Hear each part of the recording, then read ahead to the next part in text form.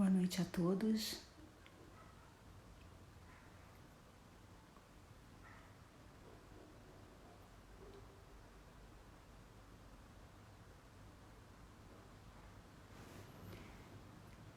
Boa noite a todos. Hoje nós temos uma live especial.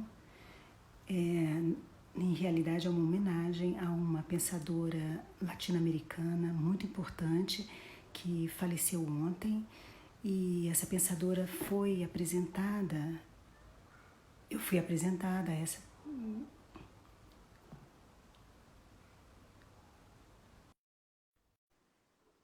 Tô tentando introduzir a Letícia. Boa noite. Ei, Clara, boa noite. Boa noite, pessoal. Bom, hoje nós temos uma live especial, é uma homenagem à pensadora latino-americana Maria Lugones, que faleceu ontem, e eu achei que era fundamental que nós fizéssemos, então, essa homenagem a ela e falasse um pouco dela para quem não a conhece, né, quem não a conheceu, e quem eu espero que possa ainda vir a conhecer sua obra, né. Eu fui apresentada a obra de Maria Lugones através de duas mulheres maravilhosas, a Suane Soares e a Letícia Gonçalves, que está aqui com a gente. Eu tinha chamado originalmente também a Suane para participar dessa live, mas infelizmente ela não podia. Então eu e a Letícia vamos falar um pouco da Lugones para vocês, né? Maria Lugones é argentina de nascimento, né? E viveu a maior parte da sua vida nos Estados Unidos. Ela se formou em filosofia e depois se doutorou em ciências políticas e era professora na Universidade de Binghamton, nos Estados Unidos, do Departamento de Literatura Comparada e Estudos de Gênero, né? Lugones é uma das principais representantes do pensamento decolonial, do pensamento feminista decolonial, né?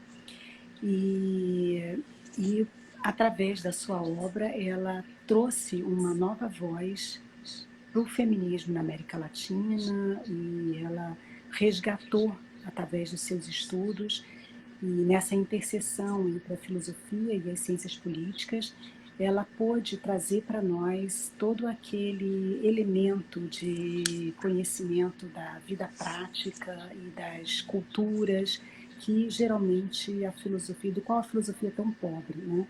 Então, nós poderíamos dizer que no âmbito da filosofia, ela é uma pensadora que, ao ter esse aporte cultural muito intenso, ela pôde trazer uma vitalidade e uma nova, realmente, perspectiva para o que nós deveríamos fazer enquanto feministas na filosofia e, evidentemente, em todas as outras áreas, enquanto mulheres latino-americanas, enquanto pertencentes a um universo que, de alguma forma, tem uma percepção crítica de um pensamento eurocentrado ou estadunidense, voltado, sobretudo, para uma hegemonia de homens brancos e heterossexuais, né? Então, através desse contato, Lugones foi também educadora popular no Novo México, né, onde ela trabalhava então com populações indígenas, e isso deu a ela um conhecimento, uma perspectiva da mulher, da inserção da mulher em comunidades diferentes dessas dos que correspondem aos padrões europeus, muito importante para a sua obra, né?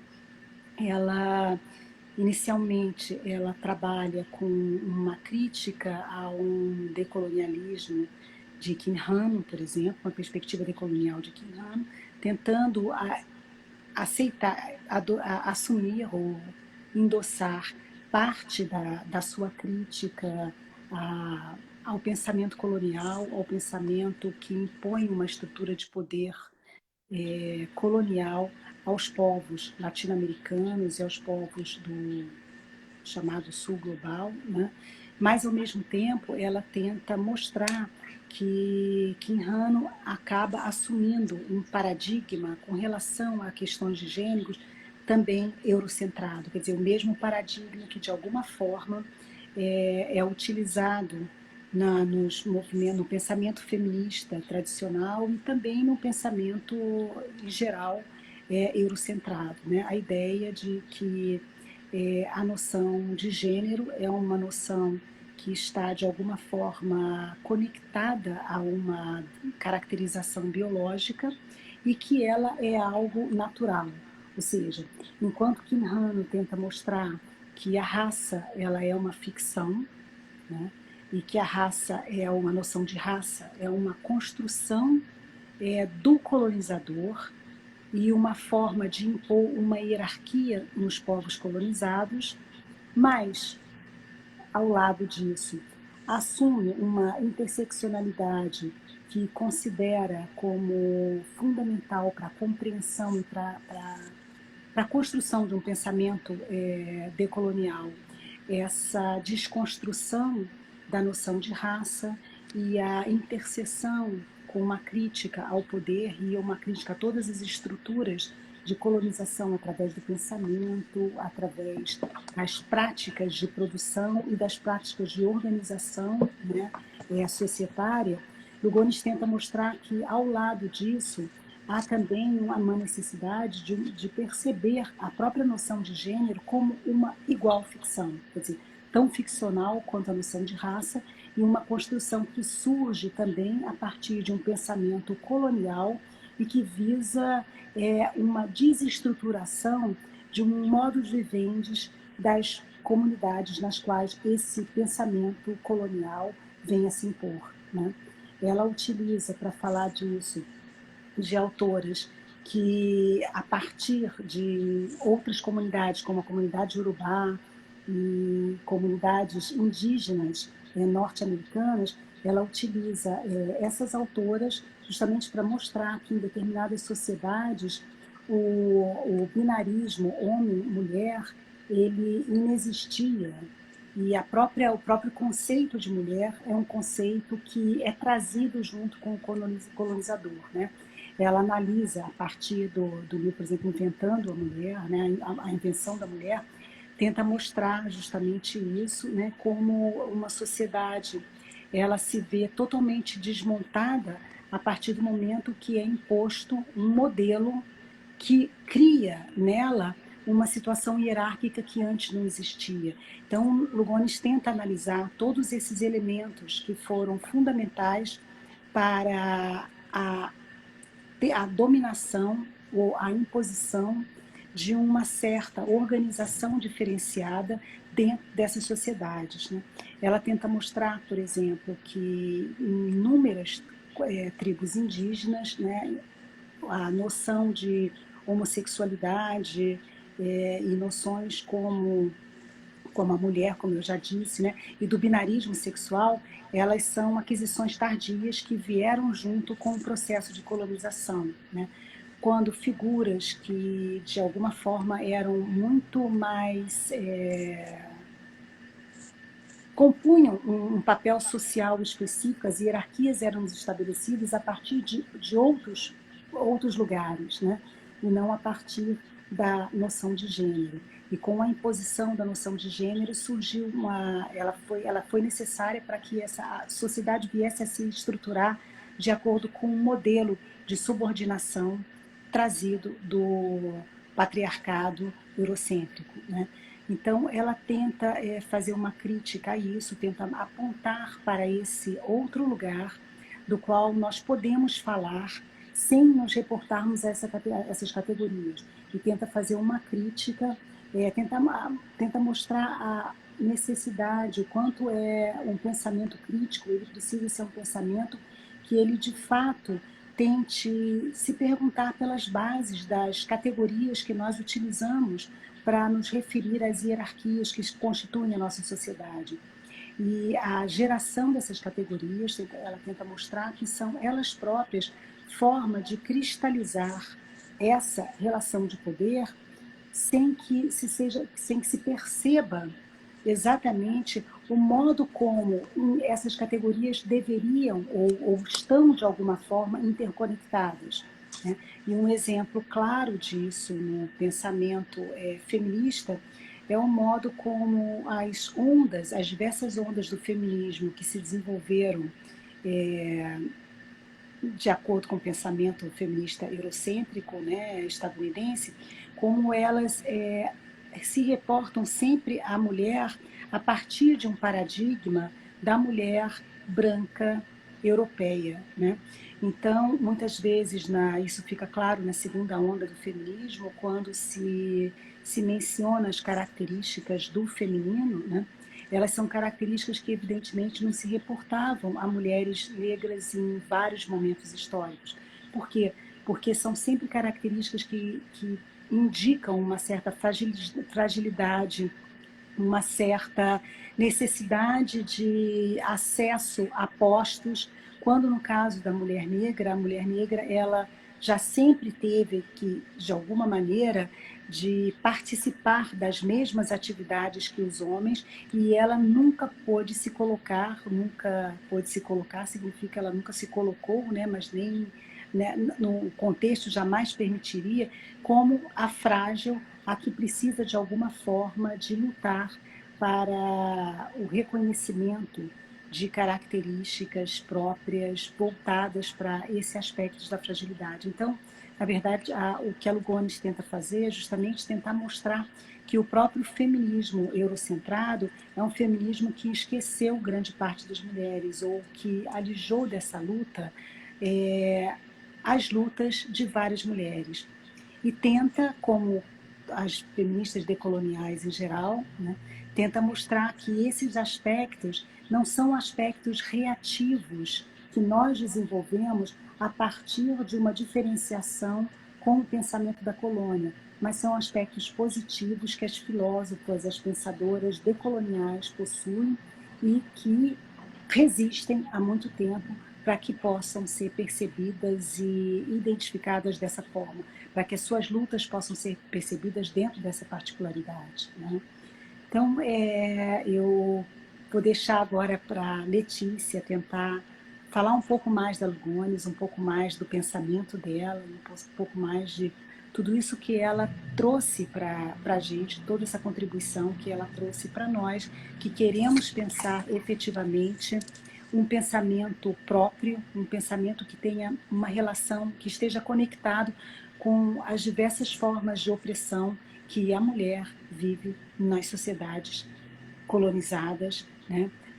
Nos países que, de alguma forma, sofrem ainda a violência do poder, do capitalismo e suas estruturas de dominação, né?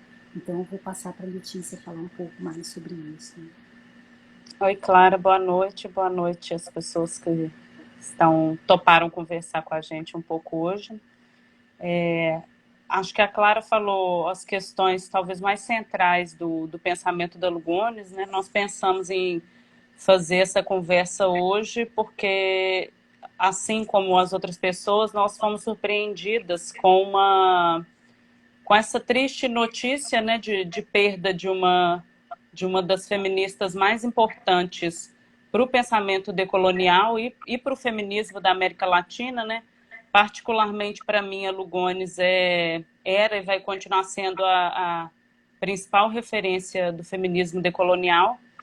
E como o pensamento dela é muito importante, é um papel nosso a manutenção dele e também um convite para mais pessoas acessarem, porque como a gente pode observar até como uma visibilidade da morte dela, não necessariamente isso foi visto com muita comoção, ou pelo menos com a importância que é digna do pensamento dela, né? A Lugones, ela apesar dela ser argentina, como a Clara falou, ela morou a maior parte da vida dela nos Estados Unidos, né? E nos Estados Unidos foi onde ela se organizou a partir de agrupamentos de feministas não brancas, né, ou feministas de cor, como uma coalizão tanto ao feminismo eurocentrado como também a próprio movimento de resistência dentro de forças progressistas, né? E retomando um pouco alguns aspectos da história dela, que eu acho que são importantes também para depois resultar na forma como ela organiza o pensamento, que eu particularmente não sabia. Eu acho que, apesar da posição decolonial, ela ter muito uma premissa de que a vida, digamos assim, pessoal, né, ou quem nós somos, o que pensamos especificamente não se difere do conhecimento que nós produzimos, eu ainda não tinha tido muito acesso a determinadas informações da vida da Lugones. E desde ontem, com a morte dela, eu tive acesso a algumas entrevistas, e aí eu soube de um aspecto que eu acho relevante para o pensamento dela e até para a ida dela para os Estados Unidos, né?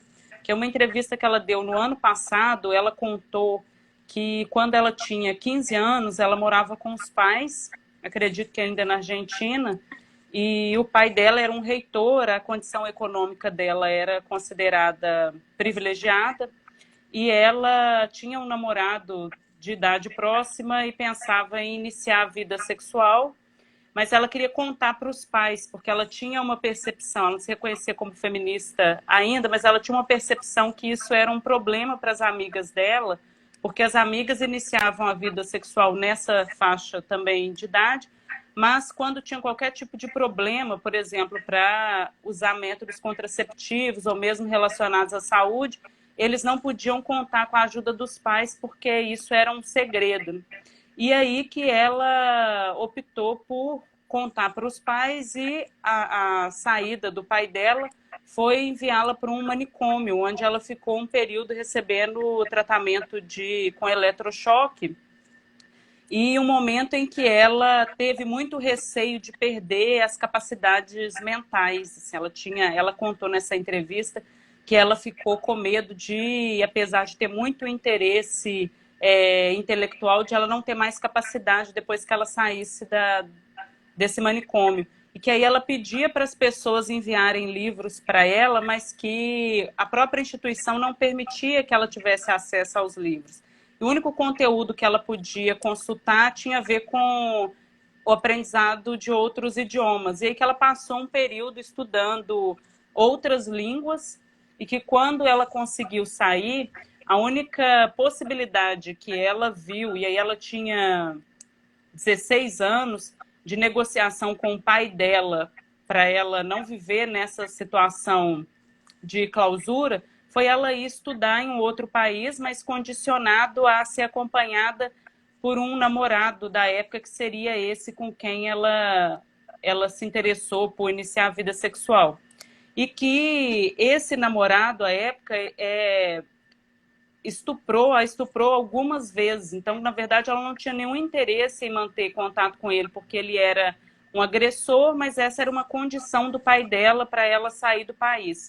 E que foi muito importante quando ela foi para os Estados Unidos, que a organização na universidade era binária. Então, os meninos, rapazes, ficavam em uma ala, as meninas, mulheres, em outra, e isso impediu que esse namorado dela pudesse estuprá-la outras vezes.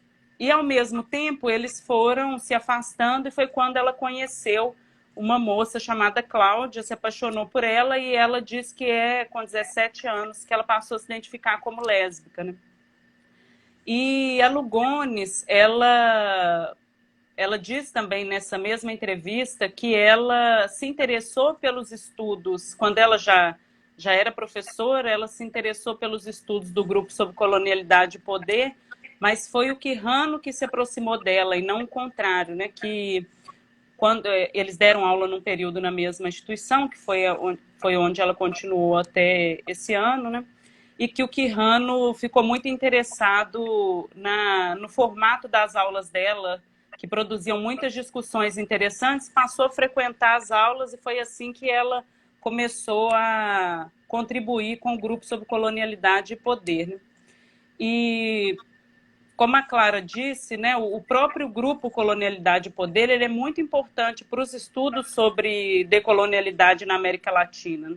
e eles continuam sendo referências muito importantes para nós, né? Os estudos do Aníbal Quijano, do Walter Mignolo, de outras pessoas do grupo, porque são os estudos que melhor nos ajudam a compreender a nossa situação econômica, política, social, de uma maneira mais transnacional, né? Aqui no Brasil e na América Latina, sem nos prendermos exatamente a um contexto nacional, né? Como a gente pensa a nossa impossibilidade de construção de soberania e soberania do nosso povo, né? E a Lugones, ela sempre sinalizou por uma concordância muito grande com o pensamento do Quijano e do Walter Mignolo, né?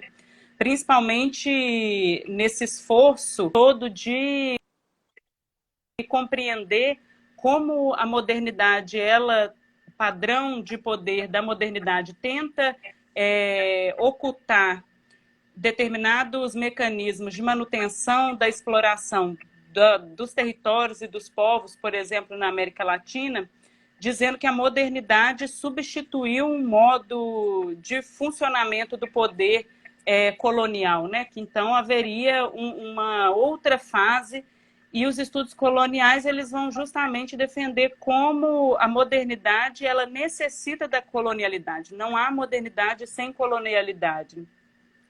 E essa ideia é muito importante para Lugones, inclusive ela disse que foi muito fundamental para o pensamento dela, tanto quando ela conheceu essa discussão sobre a colonialidade do poder, do saber e do ser, que seria uma contribuição à última do ser, do Walter Mignolo, junto com os movimentos de mulheres migrantes, mestiças e negras norte-americanas, para ela criar uma ruptura do que ela compreendia como feminismo, que já é uma construção de um feminismo hegemônico, como para inserir na discussão o aspecto da interseccionalidade, né?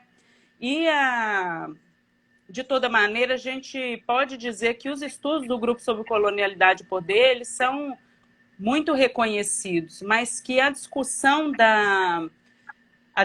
não só da Lugones, de outras mulheres, mas especialmente dela, que inaugurou o acréscimo da colonialidade do gênero, como a Clara falou, da mesma maneira como raça para o Aníbal Quijano uma ficção fundamental para a colonização e para a manutenção desse formato, né, desse sistema de poder.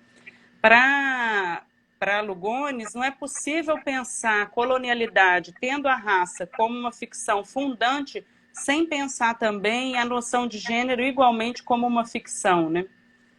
E ela, inclusive, foi dizer, ela tem um texto ótimo, que ela diz que mesmo esses colegas, né, que não só trabalharam com ela, como admiraram muito o trabalho dela, quando eles iam falar sobre gênero, muitas vezes porque convocados a falar, e não espontaneamente, eles se lembravam de determinadas filósofas um pouco mais prestigiadas, talvez norte-americanas realmente, eles lembravam até do grupo de decolonialidade da Índia, mas eles não faziam necessariamente referência a ela de forma direta, né? E não incorporaram de uma maneira significativa a discussão sobre gênero como uma ficção. E a gente vê como, de fato, é fundamental demonstrar a relevância do pensamento da Lugones, porque ainda hoje, quando a gente pensa nas discussões, por exemplo, sobre necropolítica, nós vemos especialmente homens e homens brancos, homens negros, fazerem uma discussão da raça totalmente desvinculada da discussão do gênero como uma ficção necessária que se entrecruza e que modifica totalmente a compreensão tanto do processo de colonialidade como de como enfrentar, né? E também a Clara já disse, né, só reforçando, como que a Lugones ela vai demonstrar como as categorias raça, mesmo classe, gênero, sexualidade e heterossexualidade mais especificamente, elas precisam ser tratadas de maneira separadas pelo sistema moderno colonial para justamente não serem suficientes para a leitura da nossa realidade colonial. e para as respostas pensadas e as possibilidades de coalizão, né, de atores e atrizes na luta de enfrentamento a esse sistema serem insuficientes. E aí seria um enfrentamento epistemológico, mesmo com os grupos que teriam algum tipo de estreitamento ou concordância nessa compreensão, e com os movimentos produzidos a partir do neoliberalismo colonial, né? Aí é bastante interessante, muito importante, para mim uma das principais contribuições da Lugones é justamente demonstrar uma espécie de sofisticação do sistema moderno, colonial, neoliberal, na oferta de movimentos que seriam, em tese, de resistência, mas que eles operam simplesmente para reforçar e manter esse sistema de colonialidade, né? Que seriam os movimentos feministas ocidentais, eurocêntricos, e que ela critica de forma muito contundente, e que talvez, do ponto de vista dos movimentos feministas, também da teoria feminista, o aspecto mais relevante, que é de utilizar das ferramentas produzidas pelo grupo de colonialidade e poder, principalmente pela Lugones, e muito explícitos hoje no que ela chamava o aspecto invisível, né, da colonialidade, mas que é como determinados discursos que eles sugerem ser de libertação, eles cumprem, muito pelo contrário, com uma manutenção e com uma cooptação das forças possíveis dentro de um determinado território, né? E o principal desserviço do feminismo eurocêntrico seria justamente, e assim como Quijano, manter uma compreensão biológica primeiro, não distinguir sexo e gênero, que é como Quijano continuou trabalhando, e manter uma compreensão essencialista e biológica do que seria gênero, respaldando e reforçando e mantendo binaridades muito graves para a compreensão da realidade da maneira interseccional como ela se dá, né?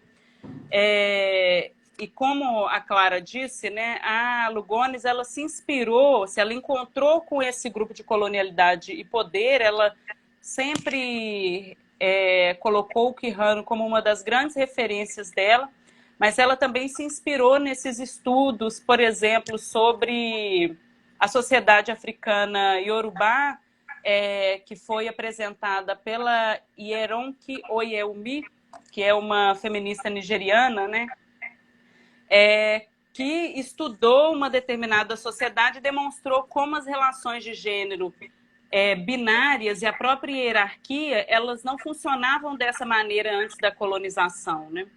E da mesma maneira ela estudou algumas especificidades culturais de comunidades nativas americanos a partir de estudos da Paula Alengun, que é uma feminista indígena nos Estados Unidos, onde essa hierarquia também não se colocava, e principalmente quando se verificava algum tipo de distinção pautada em algum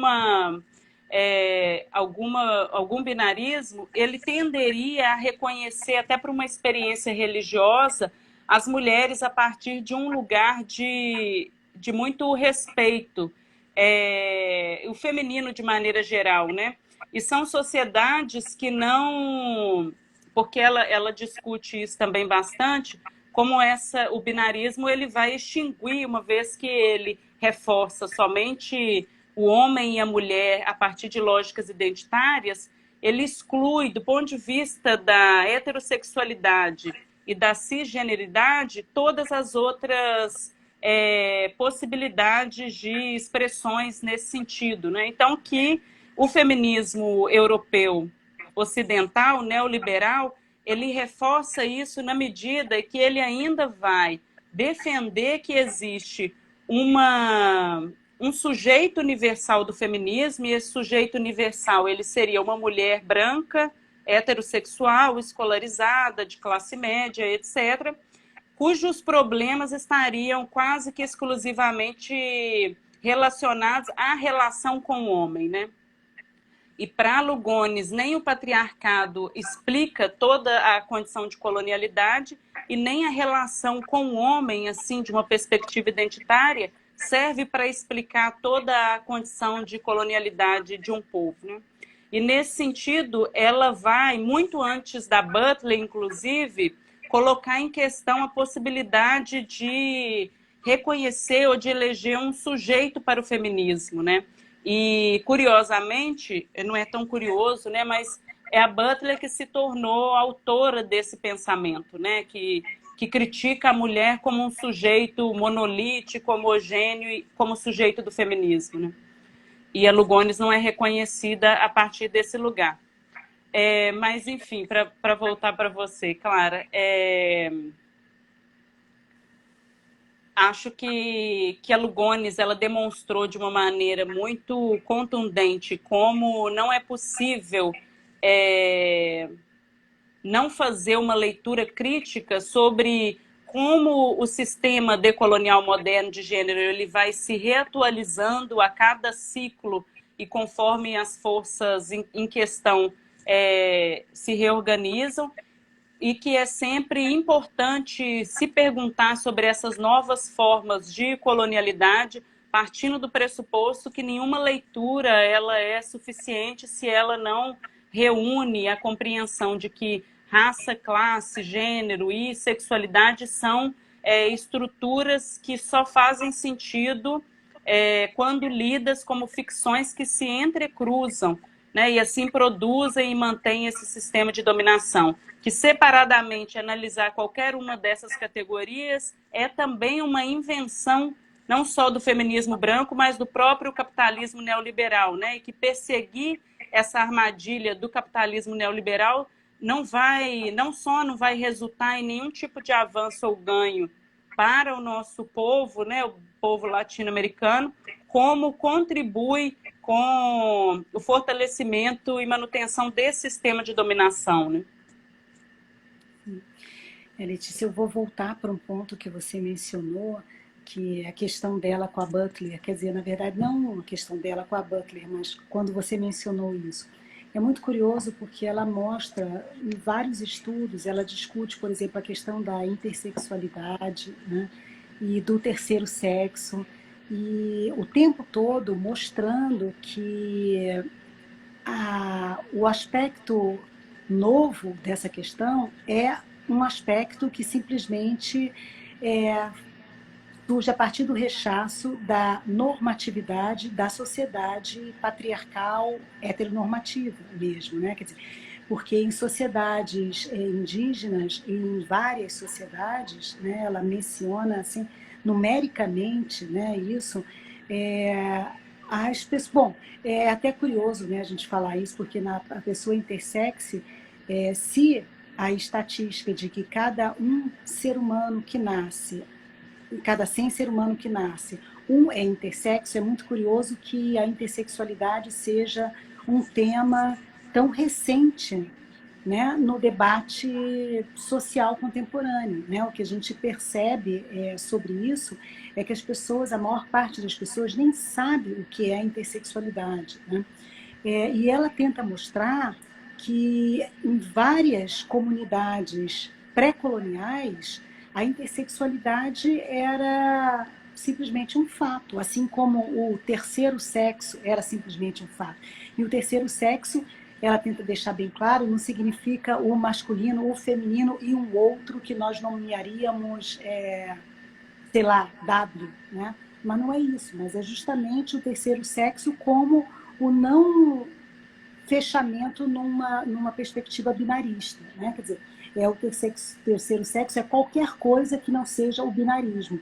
E é muito interessante que tudo isso que já tinha sido dito por ela e que ela resgata a partir de sociedades das quais nós somos os herdeiros, né? Vem depois a surgir como uma grande novidade teórica a partir de uma fala, né? De alguém legitimado pelo saber eurocentrado, né? Quer dizer, Então, é muito curiosa a maneira como nós conseguimos simplesmente rechaçar tudo aquilo que faz parte das culturas que nos antecederam e das quais nós somos herdeiros e assumir uma cultura que é absolutamente fechada, e não só fechada, como ela é uma cultura que ela se impôs a partir da destruição de qualquer remanescente da cultura original, né, da cultura dos países onde a colonização se deu, né? E agora a gente assume isso, e é muito curioso porque, mesmo no meio intelectual, a gente percebe isso com bastante clareza. Se a gente for perguntar às feministas brasileiras ou às feministas latino-americanas, talvez latino-americanas nem tanto, mas as feministas brasileiras, qual delas, de fato, se interessa ou fala ou assume a voz de uma feminista decolonial, né? O que a gente vê são sempre as referências às feministas tradicionais da academia, né? Que se reconheceram, que se tornaram porta-voz do feminismo a partir não necessariamente de movimentos ativistas, coisa da qual a Lugoni sempre participou, né? Mas de uma leitura teórica de todos esses paradigmas que são eurocêntricos, né? E nós vemos na academia, nos projetos de curso, todos esses elementos, eles simplesmente não comparecem.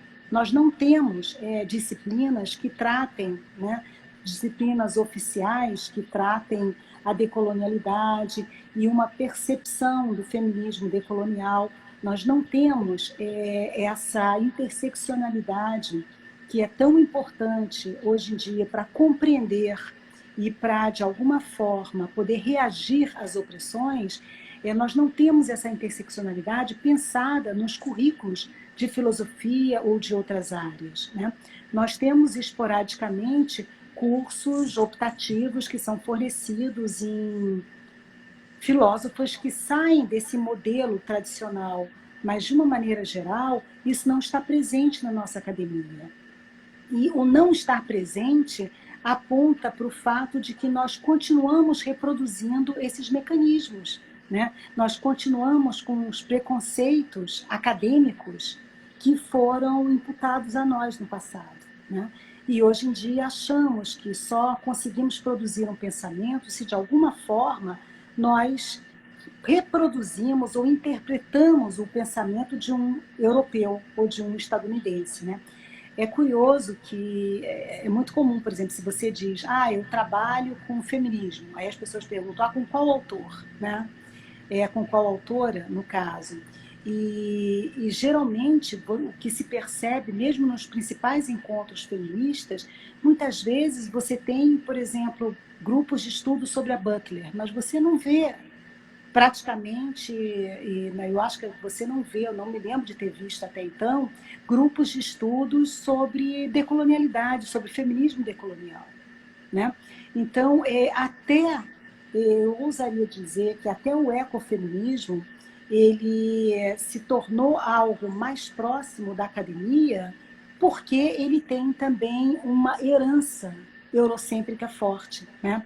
Porque ele, de alguma forma, ele nos reporta a autoras que vêm de uma certa onda do feminismo europeu, né?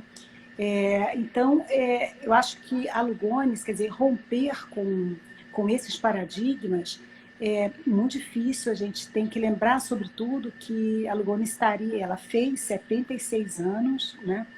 Então, se isso é difícil hoje, a gente pode imaginar o quanto ela lutou para conseguir esse lugar, né? E o quanto ela lutou para conseguir esse lugar, insistindo nos seus interlocutores, né? Quer dizer, porque é muito fácil você conseguir se situar diante da academia quando você adota como interlocutores esses que são reconhecidos. Agora, quando você quer trazer para a academia a voz de comunidades indígenas, a voz de grupos da sociedade que, de alguma forma, são marginalizados ou criticam esse modelo proposto e endossado e fortalecido pela própria academia, isso se torna muito mais difícil, né? Então, o que a Lugones plantou nesse sentido e o que várias feministas decoloniais insistem em fazer é uma aproximação muito grande entre esse lugar da rua, esse lugar onde essas formas de resistência elas continuam se apresentando e elas continuam sendo uma possibilidade de alternativa a esses padrões hegemônicos, né? Manter esse lugar, a sua interlocução com esse lugar, como a sua própria fonte de pesquisa, né? Aquilo que ela quer trazer nos seus textos, aquilo que ela quer apresentar para fortalecer os seus próprios argumentos, né? Então, ela é uma autora que ela usa quase que o oposto do que a gente diria do argumento de autoridade, né? O argumento de autoridade num debate filosófico seria justamente a gente recorrer a esses que são os filósofos reconhecidos já pela academia. E o que a Lugones faz é justamente mostrar que há uma autoridade em um outro lugar. E ela faz um retorno a essa autoridade, né?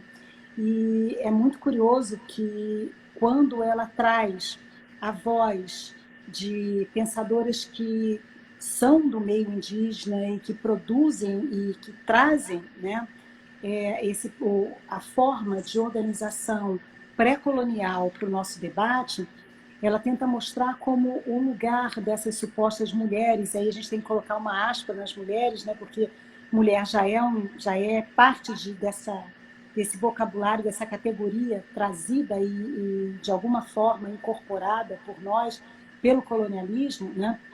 Como essas pessoas elas possuíam um papel social bastante diferenciado desse papel que é atribuído a nós e é atribuído a elas hoje em dia, né? Então, não apenas como a Letícia mencionou já isso, né? Quer dizer, a questão sobre elas eram consideradas, sob o ponto de vista religioso, representantes ou tendo um papel privilegiado no cerne das religiões, o que a colonização tentou derrubar com a introdução do cristianismo, pautado em figuras sempre eminentemente masculinas, né? E em vários outros aspectos, né? Quando ela traz a possibilidade de nós pensarmos que as hierarquias elas podem surgir a partir de um outro lugar que não os lugares como são pensados tradicionalmente hoje, né? Como uma hierarquia de classe, uma hierarquia de raça, uma hierarquia de gênero, né? Isso de alguma forma promove uma desestruturação do pensamento, de um pensamento que é muito caro à academia. Então, por isso, a gente pode entender também por que essa voz é uma voz que provoca tantas ressonâncias desconfortáveis, né? E por que hoje, por exemplo, quando nós procuramos no jornal sobre a Maria Lugones, nós temos tanta dificuldade de encontrar maiores informações sobre ela, né? E a gente está falando do Brasil, a gente está falando de uma realidade que se aproxima muito mais da realidade que ela sempre descreveu e da produção de pensamento que ela supõe que seja a que seria autenticamente nossa, né? Agora, se nós, aqui no Brasil, nós colocássemos no jornal, no Google, né? Maria Lugones e Butler ou qualquer outra filósofa estadunidense ou europeia, nós certamente veríamos a diferença do que vai surgir, né? Em termos de informações sobre elas. E isso é mais uma prova de que nós precisamos ainda romper muitas barreiras para fazer com que mulheres como a Maria Lugones, que via no papel de pensadora também o papel de uma educadora de comunidades indígenas, de uma educadora que poderia levar aquelas pessoas que passaram por todo esse processo de opressão, né, uma expressão, né, quer dizer, quando nós vemos alguém assim, ser de alguma forma colocado à margem da academia, e nós deveríamos insistir para que a academia ela própria se transformasse, né? Eu acho que é bem claro que todos os preconceitos da academia eles só são um indicativo de que nós precisamos de mais Maria Lugones e de mais Suane e de mais Letícias na academia para Clara. trazer esse pensamento, né? Quer dizer, nós tivemos uma experiência feliz no IFIX quando oferecemos o curso sobre decolonialidade, sobre feminismo decolonial, né? E nós tivemos uma turma lotada de alunos e é verdade que poucos da filosofia, né? Mas muitos alunos e tivemos a alegria de ter pessoas que, de fato, são consideradas marginais no ambiente acadêmico e que trouxeram suas próprias verdades para nós, suas próprias racionalidades e suas próprias experiências do modo como essas opressões são vividas, do modo como essa realidade de ser mulher racializada, de ser mulher proletarizada, de ser mulher lésbica, nessa sociedade pode trazer opressões que ficam totalmente deixadas à margem das considerações do feminismo hegemônico, né? Então, é importante que esses cursos e que essas falas cheguem à universidade para que nós possamos, de fato, estabelecer um diálogo mais autêntico com o nosso próprio público, né? Porque esse é o nosso público. O nosso público é um público que, de alguma forma, vê falar de opressões, mas não vê falar das suas próprias opressões, porque as suas próprias opressões foram naturalizadas, são percebidas como algo que lhes cabe por natureza, porque de alguma forma há um defeito, né? E aí, mais uma vez, parafraseando um romance brasileiro maravilhoso, né? O Defeito de Cor, todos esses defeitos naturalizados fazem com que as opressões sejam vividas de uma forma silenciada, né?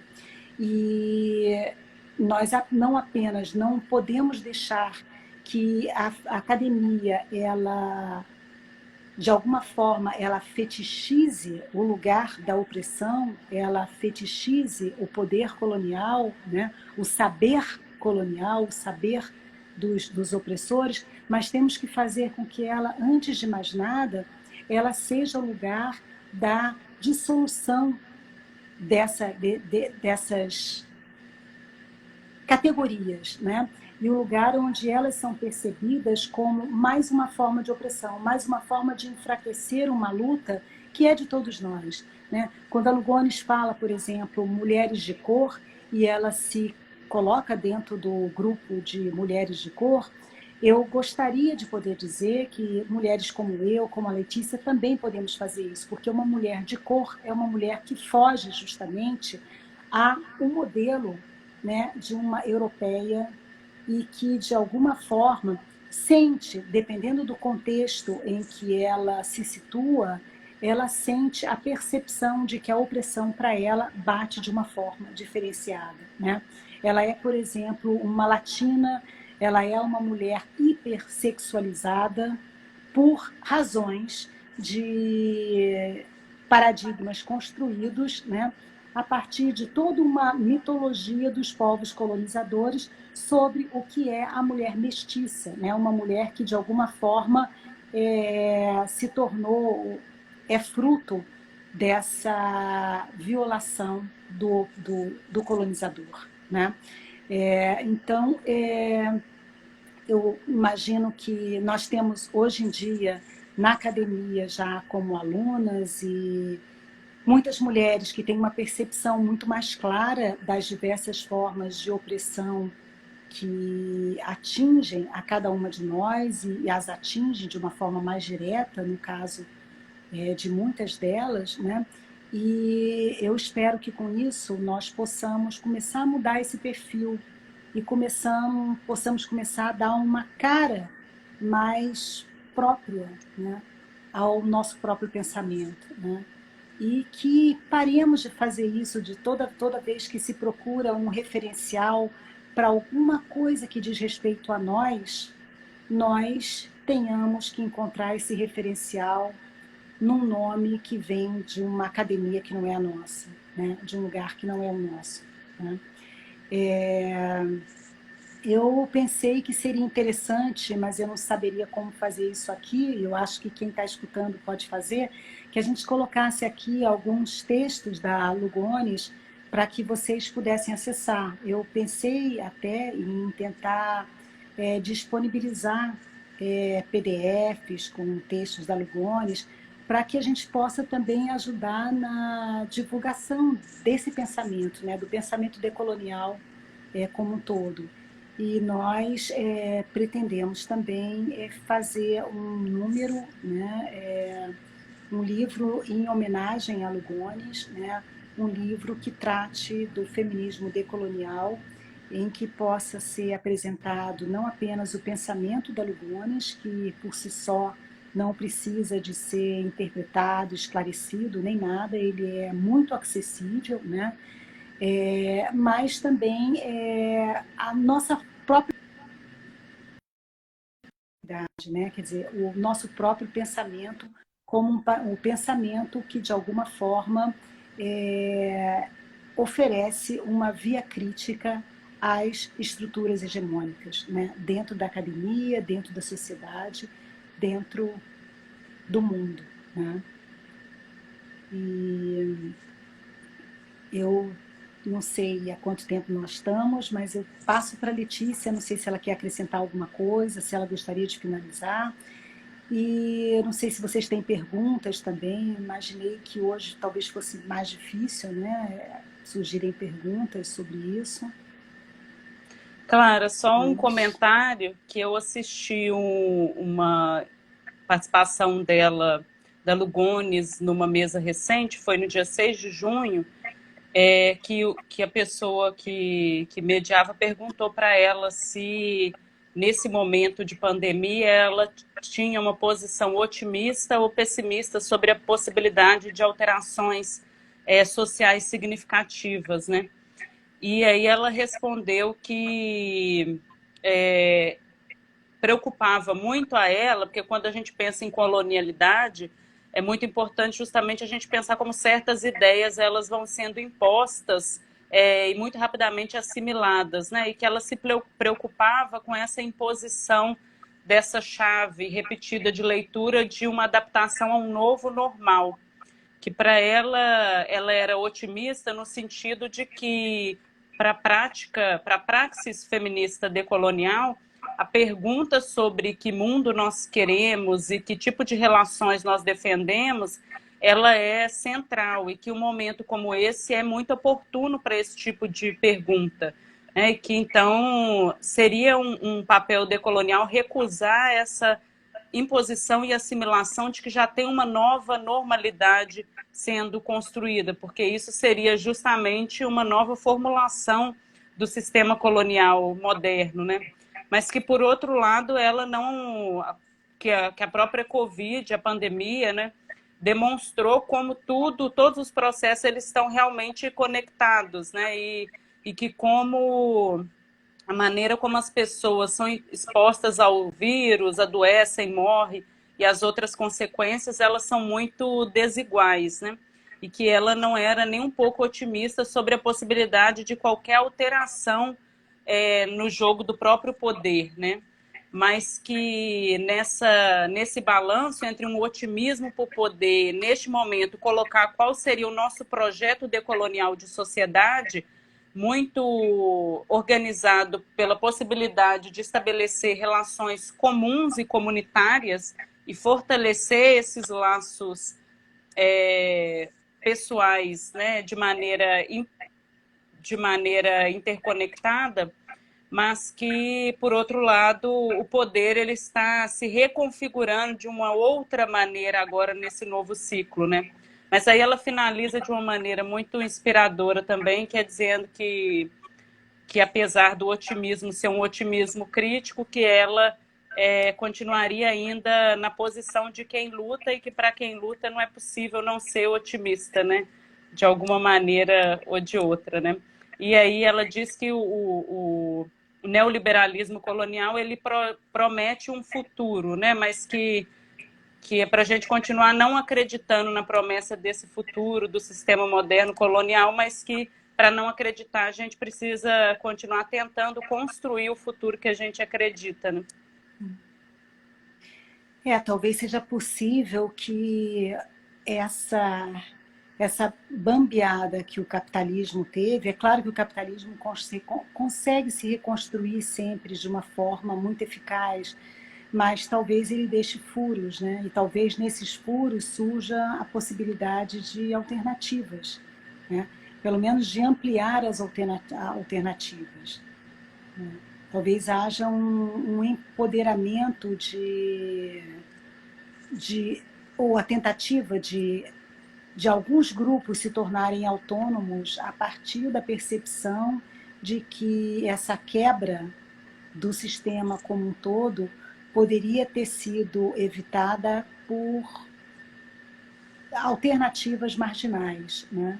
Quer dizer, hoje em dia nós vivemos por que as pessoas se queixam tanto do isolamento ou da dependência que elas têm de determinadas fontes de fornecimento de alimentos ou de produtos e etc., né? Porque, na verdade, nós vivemos num sistema capitalista onde tudo isso foi produzido, nós perdemos o acesso à completude do que nós consumimos, né? E talvez se nós não tivéssemos perdido esse acesso, talvez hoje nós não tivéssemos tão queixosos, né?